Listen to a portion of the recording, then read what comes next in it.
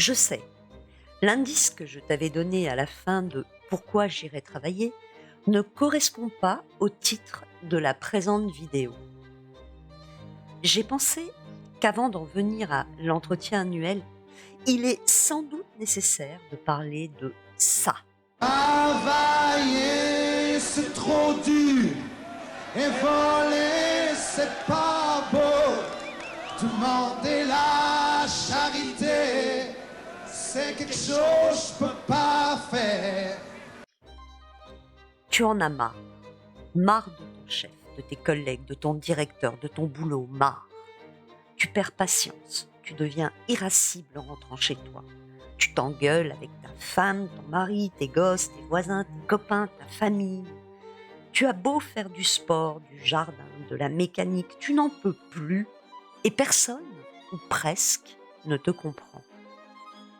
Tu as regardé des tas de vidéos de coachs en tout genre pour rallumer l'étincelle, pour retrouver ta motivation. On t'a dit que vouloir, c'est pouvoir, que tu es souverain en ton royaume.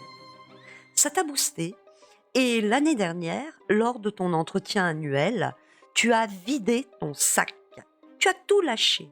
Ça t'a fait du bien sur le coup. Tu y as cru. Mais ta situation au travail a-t-elle changé? As-tu moins de pression, moins d'objectifs, moins de contraintes?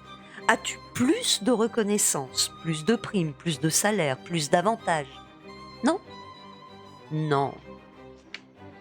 Parce que si tu es souverain en ton royaume, tu n'es pas souverain de l'entreprise dans laquelle tu travailles, à moins d'en être le patron. Je t'explique. Être salarié, c'est d'abord et avant tout signer un contrat de subordination. C'est l'article 1er du Code du travail. Ainsi donc, ton contrat de travail pourrait se résumer à ça. Tu donnes de ton temps, de ton énergie, de tes compétences en échange d'un salaire, d'une activité. Il n'est écrit nulle part que l'on t'embauche pour ton bien-être, ton épanouissement personnel, ta reconnaissance.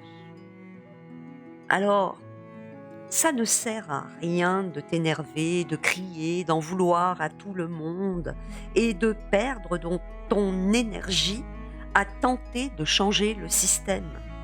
Tout ce que tu risques à lutter en permanence, c'est de t'isoler ou de tomber malade. Je ne te dis pas de te transformer en ça.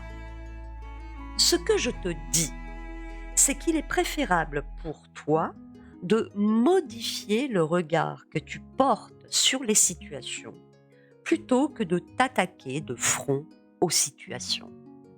Pour ça, commence par te demander ce que tu veux vraiment pour toi. La question est simple. La réponse est plus complexe parce que tu dois te centrer sur toi et pas sur ce qui t'est extérieur. Alors, si tu te dis que tu veux que ton chef parte ou change, tu fais erreur. Demande-toi ensuite ce que tu peux mettre en place pour y parvenir. Prends la stratégie des petits pas. J'ai accompagné un grand nombre de personnes désœuvrées, en colère, en perte de confiance, complètement fragilisées par tout un tas de choses vécues.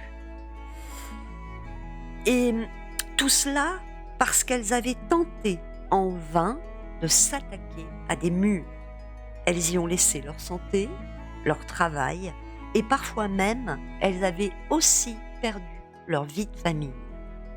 Parmi elles, seules celles qui ont travaillé à changer leur représentation sont sorties vainqueurs et ont pu rebondir.